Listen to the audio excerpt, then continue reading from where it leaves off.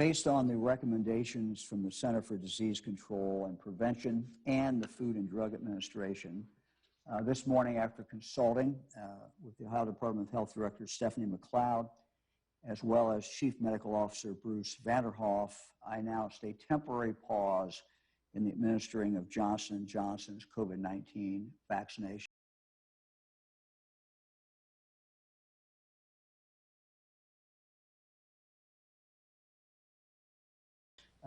We learned some additional facts. We were told that the pause was to help the health community recognize any adverse events related to the Johnson & Johnson vaccine, also to report any adverse events and to manage those events. So recognize, report, and manage were the reasons given. Further, they told us the following. The adverse reactions that they've been seeing are very rare. They have 6 known cases among 6.8 million Americans who have received this type of a vaccine. These cases have occurred in women between 18 and 48, and the reactions are rare. Reactions, severe blood clots, have occurred within a period of 6 to 13 days after receiving the vaccine. Dr. Vanderhoff will have more details. Since the beginning of the vaccination distribution process here in Ohio, 264,311 Johnson & Johnson vaccines have been administered. The CDC and the FDA say the pause in administration of the Johnson & Johnson vaccine will be short. They describe it on the White House call this morning as days to weeks rather than weeks to months.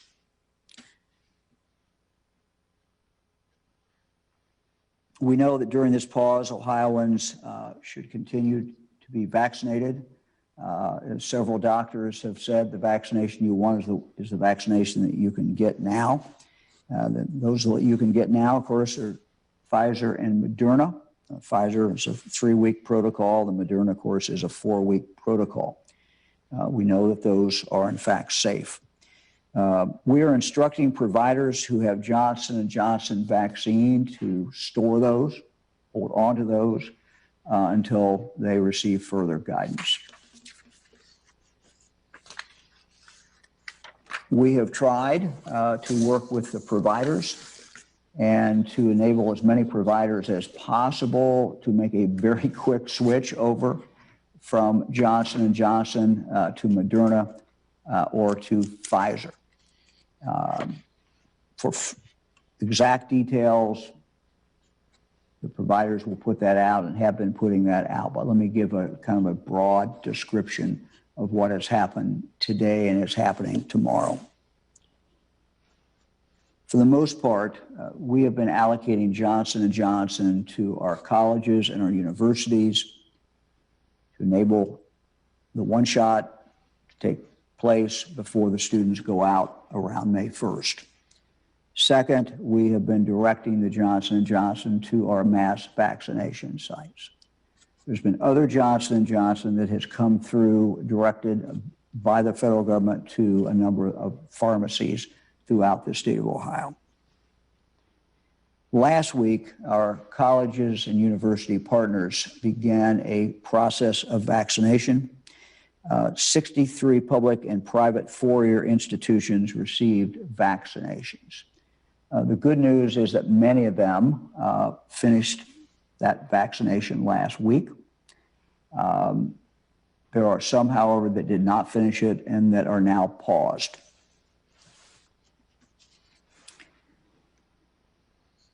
Many of these colleges and universities do report that last week any student who won the vaccine was, in fact, able to get it. The larger universities are the ones who could not complete that last week, and many of them were continuing this week as well as in the next several weeks. That was the plan.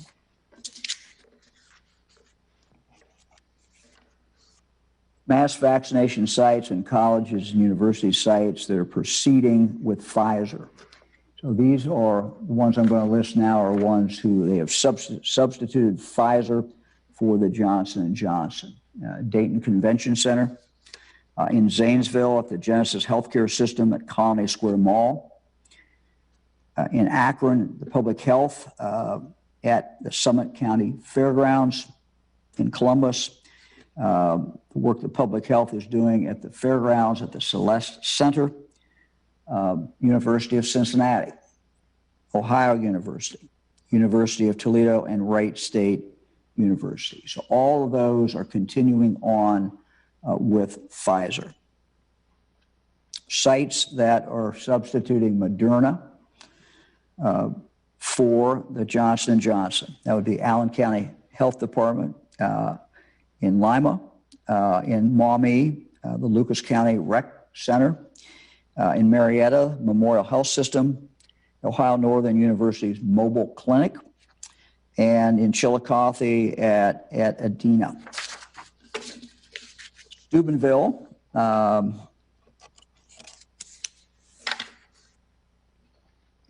excuse me.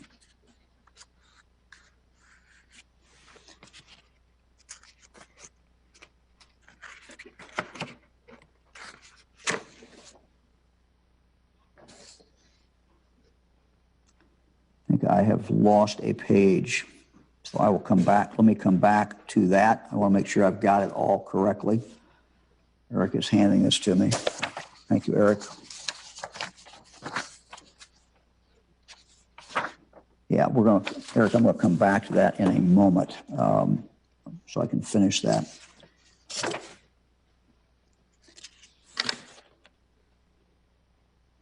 I've asked our Chief Medical Officer, Dr. Vanderhoff, to join us today to talk about the pause. Dr. Vanderhoff, thank you for joining us. What really should Ohioans know about this pause? What's important? Well, thank you, Governor. As you noted, today the CDC and the FDA recommended this pause, and it's exclusively focused on the Johnson & Johnson vaccine so that they could further investigate rare reports of serious blood clots with low platelets that occurred in 6 women ranging between 18 and 48 in the days following their vaccination. Now, recalling that more than 6.8 million doses of the Johnson & Johnson vaccine have been administered in the United States, these are truly rare events.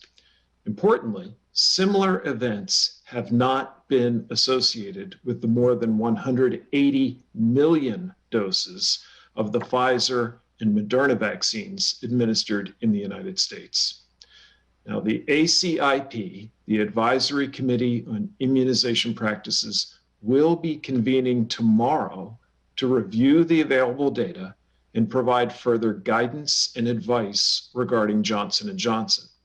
The bottom line is that these cases appear to be extremely rare, and the fact that the CDC and the FDA have raised concerns and pushed the pause button on the basis of these 6 cases should give Ohioans great confidence in not only the priority that is being placed on vaccine safety, but also the reliability and transparency of the CDC's and FDA's safety monitoring systems, including the vaccine adverse event reporting system that we've mentioned repeatedly on these press conferences.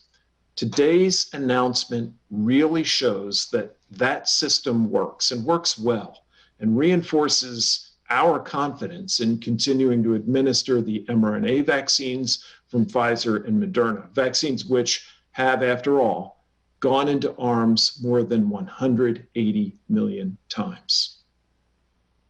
Doctor, thank you very much. Also joining us is Dr. Mysheika Roberts, the City of Columbus Health Commissioner. Dr. Roberts, thank you very, very much. We've enjoyed working with you for the last year and appreciate your good work. You know, we know, Doctor, that these reactions are rare, but what should individuals know if they actually receive the Johnson & Johnson? We've got people who are watching who receive Johnson & Johnson. What should they know? What should they look for? Well, thank you, Governor DeWine, and thank you for having me. Yes, we know that here in Columbus, we've given the Johnson & Johnson vaccine to almost 8,000 individuals. And if individuals are hearing about this now and have received the Johnson & Johnson vaccine, particularly if they're within the last 2 to 3 weeks since they've received the Johnson & Johnson vaccine, they should look for a few signs and symptoms. Those signs and symptoms would be a headache, change in their vision, shortness of breath, if they have swelling or any pain in their lower extremities, and if they're having consistent nausea and vomiting that doesn't seem to go away, that's when they should call their medical provider. If they don't have a regular medical provider, they should seek medical care at either an urgent care or an emergency room. And they should let the provider know that they have recently received the Johnson & Johnson vaccine. But if they're not having any of those symptoms, they shouldn't worry. But if they do develop any of those symptoms, those are some of the warning indications that something could be wrong and they should seek medical care.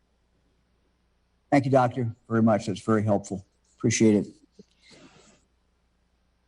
Dr. Susan Kolatar with the Wexner Medical Center is also joining us today. Doctor, thank you very much for being with us.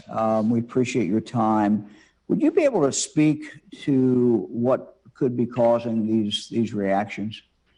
Well, thank you, Governor. I will speak to what my speculations are, because let me say up front that we really don't know. The things we do know is that vaccines work. We've made a tremendous impact on the pandemic with the vaccine rollout and discovery so far. And as I've said before, I believe on one of your conferences, the vaccines are safe and that safety has been established in clinical trials. Now, one might wonder why are we seeing this now? And when you have very, very rare events, literally 6 now out of 6.8 million, you don't see that and may not see that in a clinical trial of 40,000. So I just wanted to make sure everyone understands that. There's a lot of thought and work being done probably as we speak, looking at specific immune reactions or autoimmune reactions that occurs and affects the platelets, which allow blood to clot. And it's an interesting and rare event where there are situations where the platelets are low, but there's still all these clotting issues. And the clots that have been seen have been more rare than other things. So when Dr. Roberts talked about headaches, she's really talking about very severe headaches that make people feel not well and dizzy and maybe not thinking clearly. Some people, this is going to be a little bit confusing. I'm going to say this up front, because sometimes people get a headache after some of these vaccines. So we have to be very vigilant. But I think in the interest of time, let me just say that the speculation so far is that it's an autoimmune event that as the body sort of attacking the platelets. There's more to become. There's lots of actually very elegant work being done. So hopefully in the next days, we'll learn more as the CDC and other groups continue to look at this. All right, Doctor, thank you. We appreciate it very much. And finally, Dr. Andy Thomas, Chief Medical Officer at the Ohio State University Wexner Medical Center. And Doctor, Ohio State has vaccinated a large number of people at the Wexner Medical Center, certainly a large number of students. You know, what guidance would you give students and other young people who may have received the Johnson & Johnson vaccine? Or, if individuals are questioning if they should get vaccinated in the future?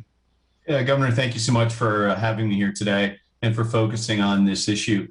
I think the good news, as Dr. Vanderhoff laid out, both that the safety systems that the CDC and the FDA have in place have actually found, 6 cases out of 6.8 million doses is almost by definition the needle in the haystack, and they're doing their best to make sure that it's safe to continue to use the vaccine. I think that the good news is we now are over 100,000 first doses at the OSU Wexner Medical Center. We found the vaccine overall to be very safe and well tolerated. Certainly some of the minor side effects that we've talked about on these press conferences before, but we remain very supportive of the concept that vaccination is a key critical part of working our way through this pandemic. Obviously, masking and distancing are still important. Avoiding large crowds where you can't control your environment is still very important to reduce cases today. But with vaccination, we have two great alternatives in Pfizer and Moderna that are now widely available in much greater supply than 1 month or certainly 2 months ago across the state. So we would highly recommend those that have J&J appointments scheduled to just talk to the vaccine provider that you're working with and switch your appointment either to, as you went through, an alternate vaccine at that location, or to find another location nearby who may have either the Moderna or the Pfizer vaccine, and still move forward with getting vaccinated. You know, in the state now, we have nearly 4 million people who've gotten a first dose of the Moderna or the Pfizer vaccine. And as Dr. Fauci referenced in a press conference earlier today, as the CDC and FDA have referenced, we just aren't seeing this side effect that is a concern with J&J with those two vaccines. So we think it's very safe and really a critical part of our response to this pandemic. Doctor, thank you. Thank you very much. You were mentioning the switchovers that are taking place. Let me just complete reading that for all of you. In Steubenville, the Jefferson County Health Department, they're moving over from Johnson & Johnson to Moderna. So they will have Moderna. In Mansfield, the Richland County Fairgrounds, that will continue now with Moderna. And Fostoria, Seneca County Mobile Clinic, they will have and do have Moderna. So we had some switching over to Pfizer, some switching over to Moderna. The following are places that are pausing for this week. Ohio University's mobile clinic, just their mobile clinic, not on campus, but their mobile clinic is pausing. Youngstown, Mahoning County Public Health at Dillard's and Southern Park Mall, they are pausing for this week. So is at the Cincinnati Cintas Center, that's run by Kroger, as well as the Wilmington Air Park, that's also run by Kroger. They are pausing for this week. Bowling Green State University is pausing, so is Miami University, Cleveland State, and Youngstown State University. So those are kind of the highlights. Again, a number of the pharmacies are either switching over or are pausing, and you can go online and check to see which ones are doing that. Now let's turn to the Lieutenant Governor. Lieutenant Governor is one of 264,000 Ohioans who received the Johnson & Johnson vaccine. We'll turn it over to you, Lieutenant Governor. Yeah, thanks, Governor. A lot of great medical perspective there. I will offer the personal perspective. It was nearly 5 weeks ago that I received the J&J vaccine. I had no complications or side effects whatsoever. We had a number of members of staff here who had the vaccine. None of them had complications or symptoms that were negative. And, you know, I think it's good. We should have confidence in knowing that what the CDC knows, they are telling us. Everybody has access to the same information today, which should build confidence that they're being open and transparent about the vaccine. But I will tell you that based on my experience, I would recommend it to family and friends. I have absolute confidence in it. We're talking about 6 cases among 6.8 million people who are vaccinated. And this is very rare. And we're getting a lot of good advice here from our doctor, from the doctors that are on this news conference today, from a perspective of, hey, we just want to make sure people know this, that doctors know how to treat it, that people are aware of these complications so that they can make informed decisions, because we know that this will be a pause and it won't be permanent. We'll probably be back very soon to Johnson & Johnson, but we do know this: vaccines are safe and effective. They work. The data is very clear about that. And if we want to end the threat and inconvenience of COVID, we know that vaccinations are our way out, and we should have absolute confidence in that and continue as we are all across the state and this nation of continuing to vaccinate people with the Moderna and Pfizer vaccines that we have available.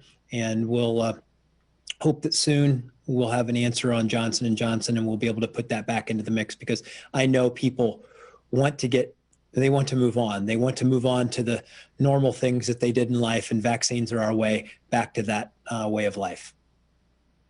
Governor, thank you very much. Just a final comment before we open it up for questions.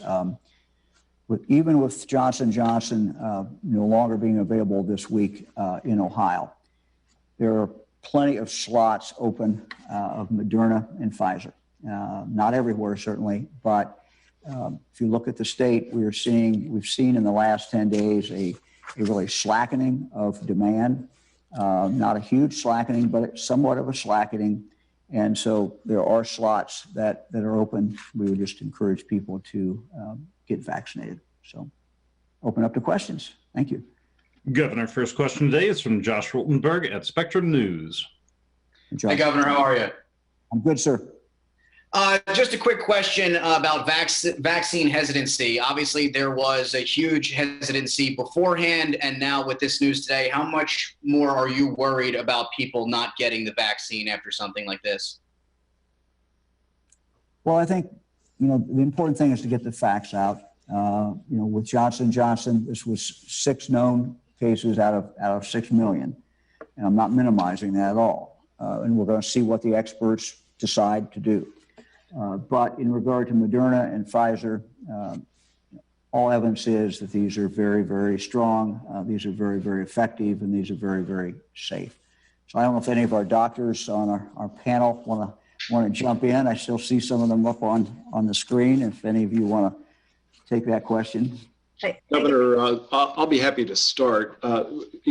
First, let me say that myself, as someone who's received a vaccine, and the son of parents who's gotten a vaccine, and the father of children who've received vaccine, I continue to be absolutely confident in the safety of these vaccines. And frankly, I see this move today as one of great transparency in the process that medical scientists go through with any vaccine or any drug to understand any potential side effects, adverse effects, et cetera, and to safely determine how they should be dealt with and or who should avoid that medication or vaccine because of perhaps an increased risk they might have to it. So, I think that it's understandable to me that there could be some vaccine hesitancy.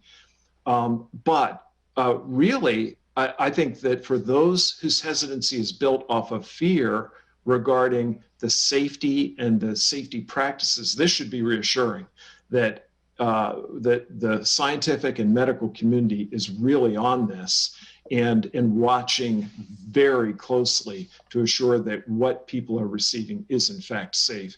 And if I might, Governor, I know Dr. Kolatar, as an infectious disease expert, might have some useful perspective on this as well. Doctor? Thank you.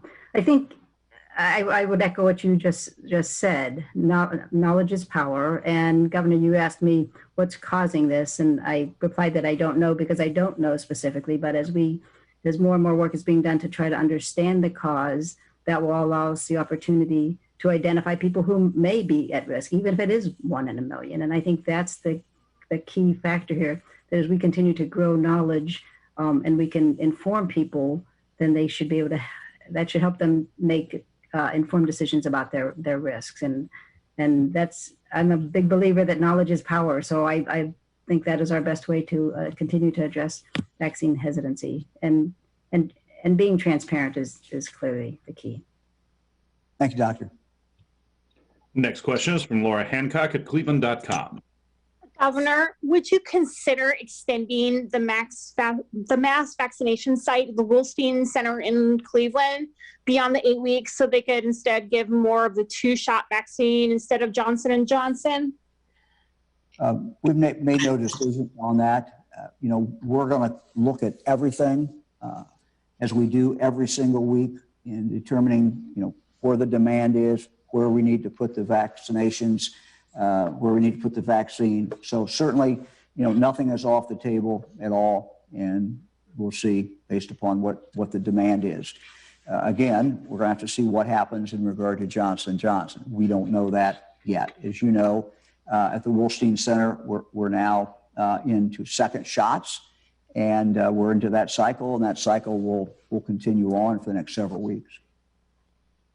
Next question is from Luis Gill at Ohio Latino Television. Hello, Governor. Can you hear me? I can.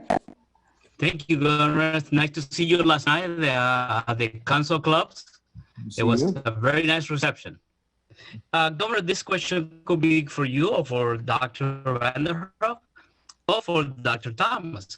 The people that have received the vaccine for Johnson & Johnson, are you going to keep track of them in a different way? So if anything happens to them, what to look for, what to feel, like your doctor eloquent said, keeping track of them, what would be any precautions they can take right now while they're waiting for symptoms, or they're waiting for more news, or waiting for more information at this point?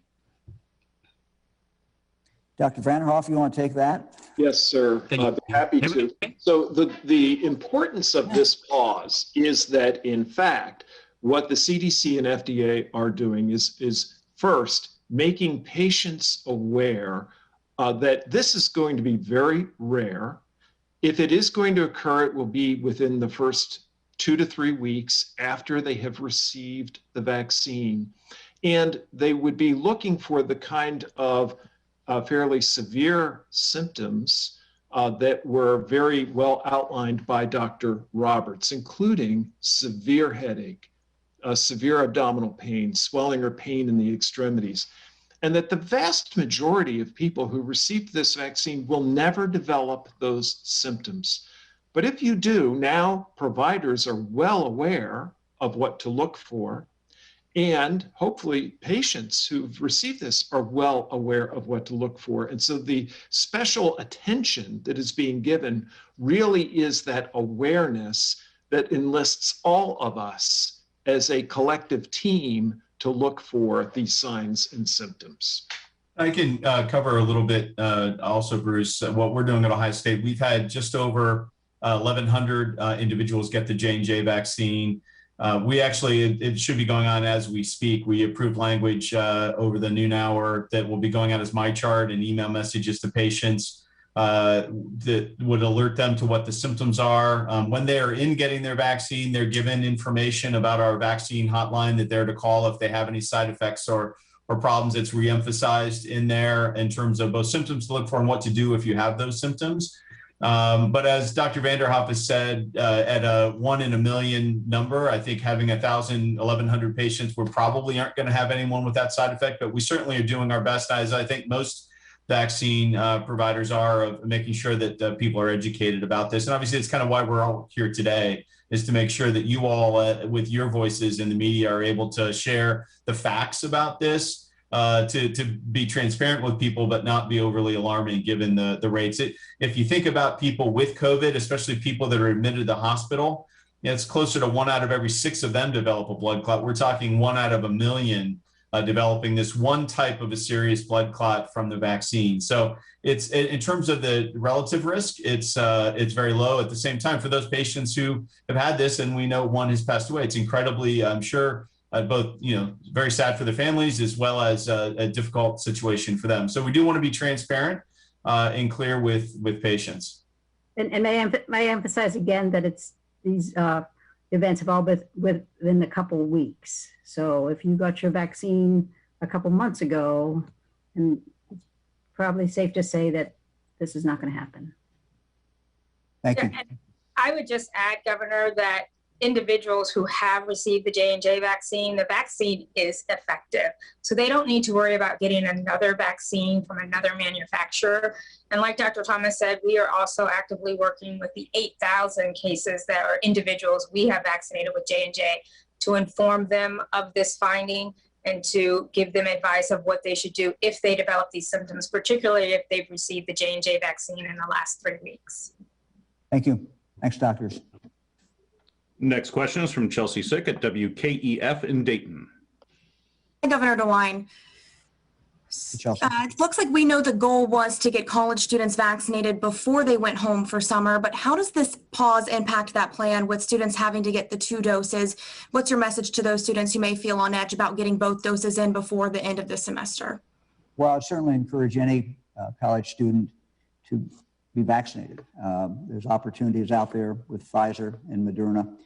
And the good news is we achieved most of what we wanted to achieve already in regard to our college students, making that available to any college student who wanted. We have a ways to go.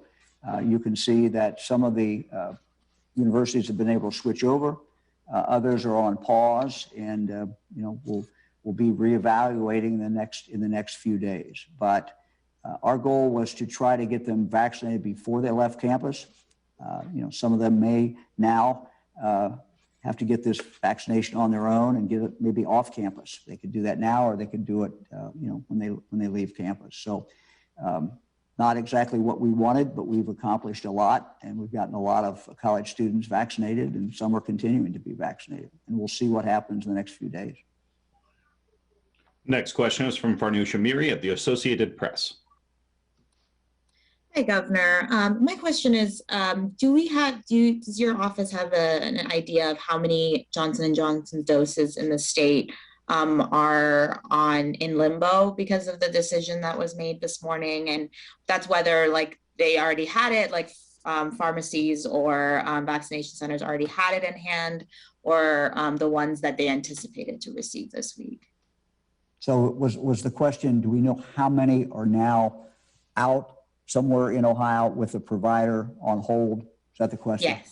Yes. Our office, I'm sure, can get that figure, at least in regard to, all the ones that we are tracking. So I think we can get that for you, but I don't have it. I don't have it right now. Thank you. Next question is from Joe Ingles at Ohio Public Radio and Television.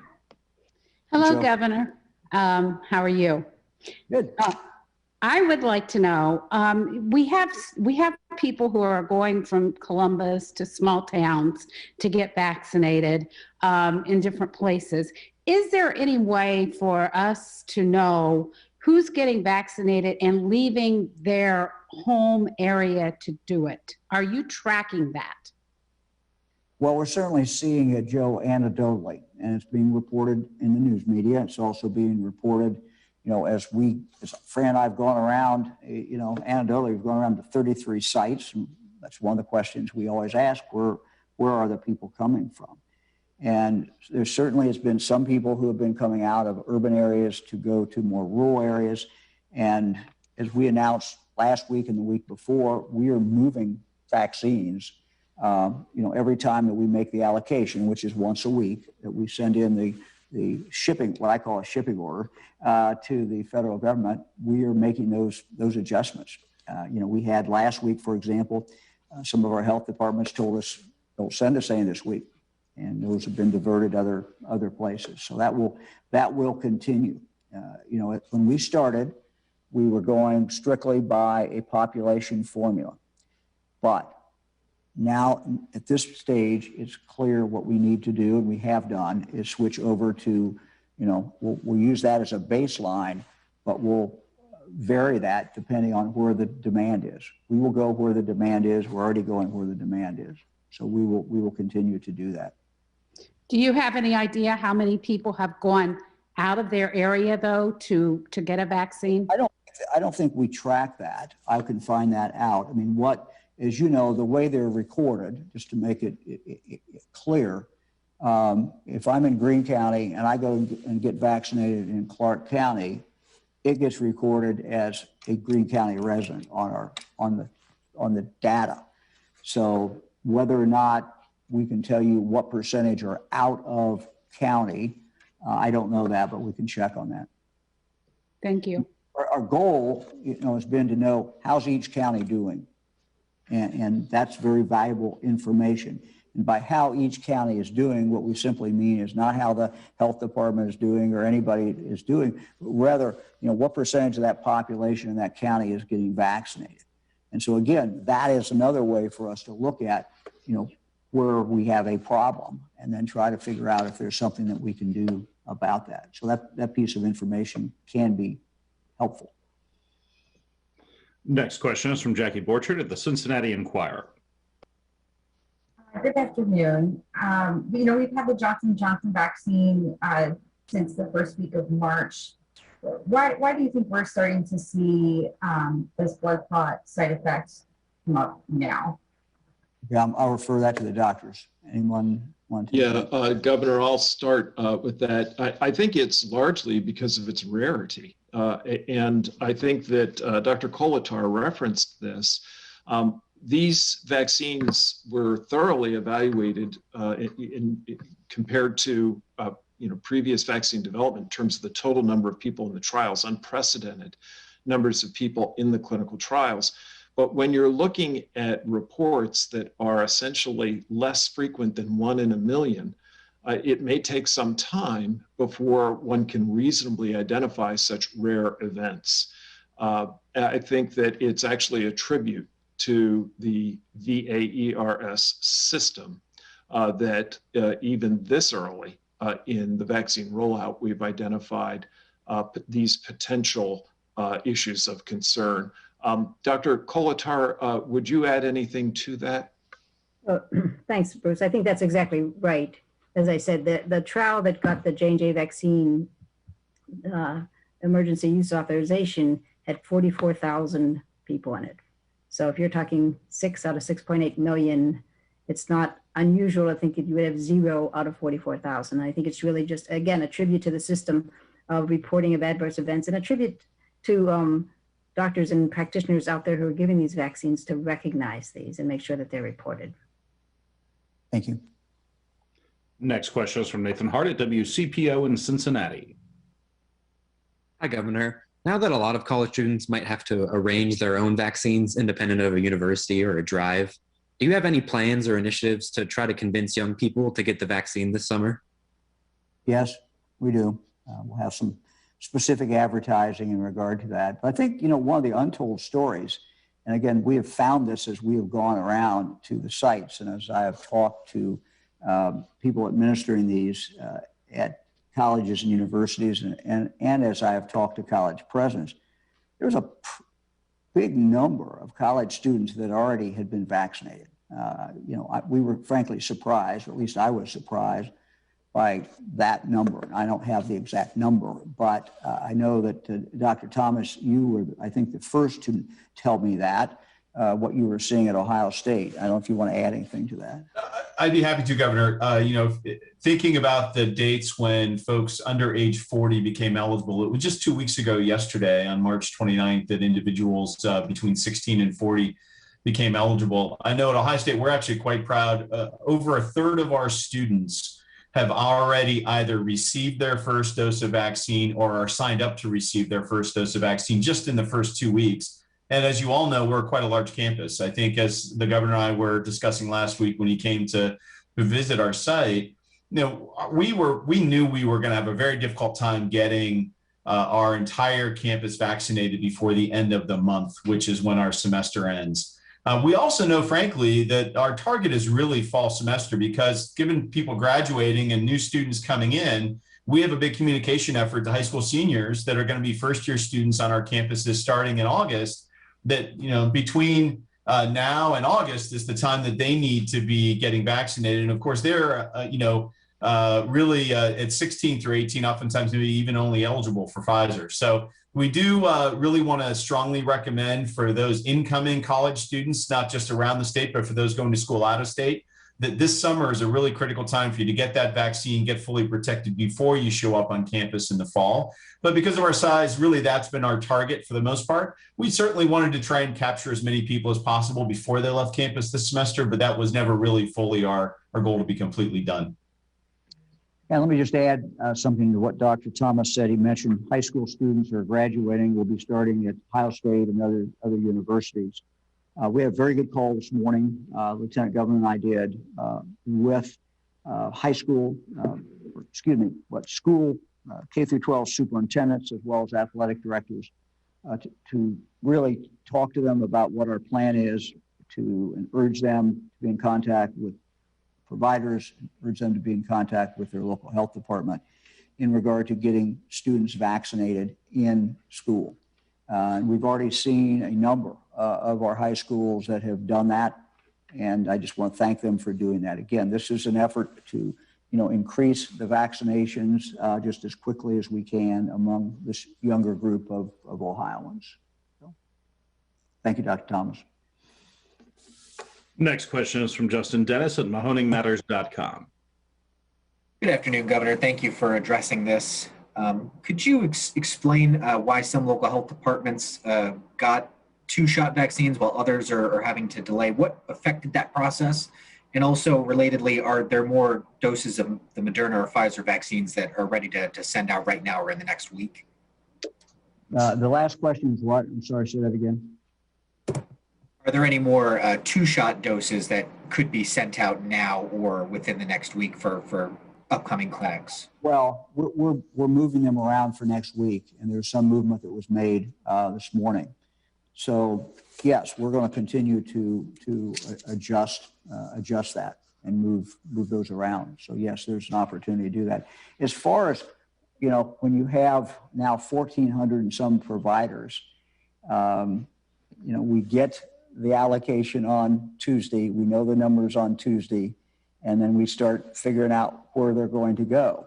And it depends on what departments, for example, or what providers, what they've used up before. If they tell us, look, stop, then we stop there. So it's a balancing every single week. Now, we made big policy decisions. The big policy decision was we're going to take the bulk of our Johnson & Johnson towards college students and mass vaccination sites. And we also, though, we're holding some of the Johnson & Johnson back in regard to special needs. For example, if a health department was going out this week and vaccinating a group of people, for example, homeless, that, it might make sense to do 1 shot because they might not be there 3 weeks from then. So we tried to accommodate those needs. The other thing that has occurred is that the federal government, when we started this, going right to pharmacies. What has happened is at some point the federal government kicked in with pharmacies directly. And then they continued to expand in pharmacies, which was great. But as they did that, then we took those doses and put them someplace else, knowing the pharmacies were covered. A lot of the Johnson & Johnson is coming directly from the federal government into local pharmacies. So that's why you're seeing that. Some of the pharmacies that we might be providing might be on a 2-dose regimen, but the federal government was taking, a big chunk of the Johnson & Johnson, and they were putting it out directly. And that's why you'll see a difference between one pharmacy and another pharmacy. Next question is from Kevin Landers at WBNS in Columbus. Good afternoon. My question is for the doctors on the panel. Is there any evidence that the issue with J&J is causal versus coincidental? Why is it impacting women and not men? And if it's such a statistical anomaly, why do you think this pause was warranted? Thank you. Dr. Kolatar, you want to start with that? Sure. So thank you. That is the $1,000,000 question. Is this causal versus coincidence? And again, everyone is looking at that closely. You may be alluding to some similar findings that have been seen with the AstraZeneca vaccine in Europe. Again, is it causal or coincidental? My comments earlier about the autoimmune effects on platelets and function seem to be similar in that as well. There was just a recent publication last week in the New England Journal article. So I think, again, the honest answer is we don't know specifically, but I think the AstraZeneca vaccine issues that have been reported and the severity of these particularly rare events is really what has made people take notice. Is it cause? We can't say that yet, but I think it's certainly warranted. And again, speaks to the importance of safety monitoring of all these vaccines. Next Do you know why it's happening? Do you know why it's happening more to women than men? Also a good question. There's been speculation about other things, particularly since they seem to be younger women. Is it related? Are there some hormonal bases? Are there other things that happen? I can tell you that all of those factors are being looked at. And as soon as we know the answers, I'll be happy to share them with anybody. Next question is from Tom Bosco at WSYX in Columbus. Hi, Governor. With the cases ticking upward, it would seem like this would be a bad time for there to be a pause in giving any vaccines right now. Are you anticipating or preparing that we will see numbers reflected as we go forward here by this pause? I mean, in other words, do you think we're going to see cases go up even more because of taking a pause, and whether that's because the vaccines are paused or whether that's because the people who should be getting them are taking a pause, worried about the vaccines? Well, the vaccine is our ticket to a good spring. The vaccine is our ticket to a good summer. The vaccine is the ticket to getting out of this pandemic. It is how we are going to achieve that. So anytime that there is a slackening of any doses, that is obviously concerning. But Johnson & Johnson has, the bulk of the vaccinations have come from the two other companies, Moderna and Pfizer. So we are going to continue to push those out as quickly as we can. We urge people to get the vaccination, and we'll see what the experts tell us in regard to Johnson & Johnson. So it's not something that we wanted to see, but it is, as Dr. Vanderhoff said, the professionals doing their job. We respect that, want them to do that. I think we would be upset if they did not do that. So it is what it is, and we will continue to move forward. But there are slots out there for people today and this week. We urge them to get vaccinated. This is the time to get vaccinated, and that's how we get out of this. That's how we get a better summer, a better spring. That's how we do all the things that we want to do, which is to, whether it's to see our grandchildren or go to a baseball game, whatever it is you love to do, getting the vaccine allows you to do that. Governor, if I could add something, first I'll say we do have vaccine appointments open at the Schottenstein Center this week with our Pfizer vaccine through the middle of next week. But really, I think, Tom, to step back for a second and look at the vaccine data for the state, we now, as of last week, are over 70% of all of those over age 65 in the state are vaccinated.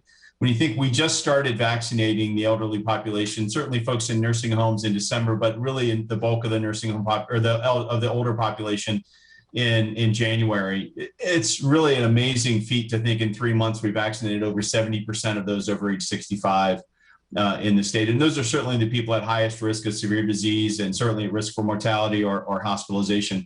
I think we've been saying for weeks, whether it's with the press or legislators or on these sorts of events, that we've all known that 20, 30, and 40 somethings are going to be harder to inspire to go out and roll up their sleeve and get vaccinated. But I think it's now going to be more important than ever just to reassure people that the vaccines that are available are safe.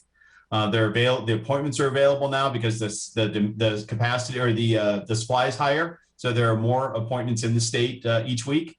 So we really still encourage people strongly to go out and take advantage of the vaccine that we have available. And Dr. Thomas, again, you have slots open this week? We do slots starting tomorrow through next Tuesday. We currently have a schedule open for. There's hundreds of spots that are open over the next week. And that is true in other places around the state. So we encourage people, right. Now's the time. And it has not been the case. If you would have asked me that 2 weeks ago, that was not the case. It's just we have more vaccine available now. And frankly, we're down to, even though it's a larger group of individuals, it's just not the same demand as when we were at 70 and 75-year-olds. Well, and 35% of the population has already been vaccinated. So at least for first dose. So, there's fewer of us to get vaccinated. Correct. And actually, if you take out those that are 0 to 19, it's in the high 40s. It's a pretty impressive number in a short period of time. Next question is from Trevor Peters at WXIX in Cincinnati. Hi, Governor. The past few months, the state has promoted 3 safe and effective vaccines and told people to get the first one available to them. Going forward, will you keep promoting J&J with this new information today, or are you recommending people choose Pfizer or Moderna? We're going to go with what the experts tell us. Throughout this pandemic, we've gone with the best advice that we could find. We're going to be anxious, just like everyone else is in the country, to see what comes back. We respected the pause. We paused it in Ohio within an hour after the decision came out at 7 a.m. this morning. And, we're going to follow the guidance that the experts give us. Next question is from Adrian Robbins at WCMH in Columbus. Hi, Governor. I believe my question would probably be for Dr. Vanderhoff. Over the next few days or weeks, once the FDA and CDC, or if the FDA and CDC comes out and says that the Johnson & Johnson vaccine is safe, how quickly will the state take back this pause, and how quickly could we see these vaccines back on the market here in Ohio? Well, we're staying in very active communication with the federal authorities, and we'll be closely monitoring the proceedings of the ACIP. So I think in the state of Ohio, we are well poised to act synchronously with the recommendations that come from the ACIP and the CDC. So I would not anticipate a long pause. Next question is from Mike Livingston at Gongwer News Service. Hi, Governor. I think that last part may have answered my question, but I was wondering, how long can you store these vaccines? And, if the pause does extend, at what point, if at all, does that become a concern? Thanks. Dr. Vanderhoff, you want to take that, or Dr. Thomas? Yeah, I'll go ahead and defer to Dr. Thomas on that. He runs a large vaccine center. Okay. I think, and actually Dr. Roberts does as much J&J or more than I do, but this should not be a problem for the amount of doses that we have in the storage that we have in place. I don't know, Dr. Roberts, if you want to comment on that. So we have about 7,000 doses of J&J on hand right now, and so they all expire sometime in May and June. So they're still good. And so as long as we get the go ahead in the next few weeks, we can still use what we have in storage right now. Thank you, Doctor. Next question is from Jim Oddie at WHIO in Dayton. This again would be for Dr. Thomas or Dr. Vanderhoff. Could you review what the profile of those 6 people who've been adversely affected here, age ranges, where they are in the country, any other distinguishing features that might be helpful to people who are trying to figure out, could that be me? Yes, I'd be happy to begin. We actually know relatively little. We know that these were 6 women between the ages of 18 and 48, and that they experienced their symptoms within a matter of several days to a couple weeks of receiving the vaccine. That really is the extent of what we know at this time. The ACIP will be reviewing in great detail the information that is available. Those proceedings, by the way, which will be tomorrow, are public. And so we will all have the opportunity to learn a lot about what they are reviewing and what they know. Next question is from Dan DeRose at WOIO in Cleveland. Good afternoon, Governor. Afternoon, Dan. Governor, I'd like your personal reaction when you heard the news today about Johnson & Johnson. You and your staff have done an immense amount of work trying to put forward facts so that people feel comfortable getting the vaccines. And this has to be seen as kind of a setback, or at least a step back, because already on social media, there are the "I told you so" people who said you shouldn't get this vaccine because of things like this. Your personal reaction when the news came out today? Well, nothing should surprise us during this pandemic. We've had a lot of twists and turns, and a lot of things have happened. But I think that the fact that people making those decisions are following what the evidence is, and not only that, but they're making it public. That I think is what should give people confidence in what's going on. This is public. What's going to happen tomorrow is public. The discussion is going to be public. So yes, it was not a good way to start the day. And, I was literally walking by the TV, I think, when I caught that. And yeah, I won't tell you what I thought, but yeah, it was not good. But look, we still have a lot of vaccine. We have the Pfizer, we have the Moderna, and we need to get it out. And we want people to feel confident about taking it. So it is what it is, and it will get sorted out, and we'll move on. Governor, next question is the last question for today, and it belongs to Tom Jackson at the Sandusky Register. Hi, Tom. Hi, Governor. Governor, it sounds like from your call with the federal authorities today that they ultimately expect to reach the same conclusion as the Europeans did when they paused the AstraZeneca and then resumed it. Am I understanding correctly what their message was to you? I can't say that, Tom. I don't know that. I reported to you basically what they told us.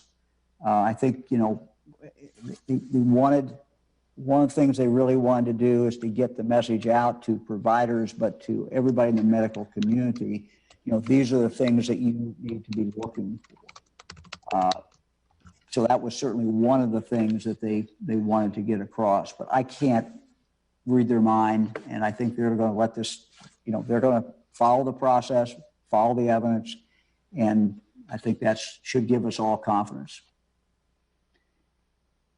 Well, no surprise press conference today. We weren't looking for this today, but good to see everybody. And we will be back Thursday.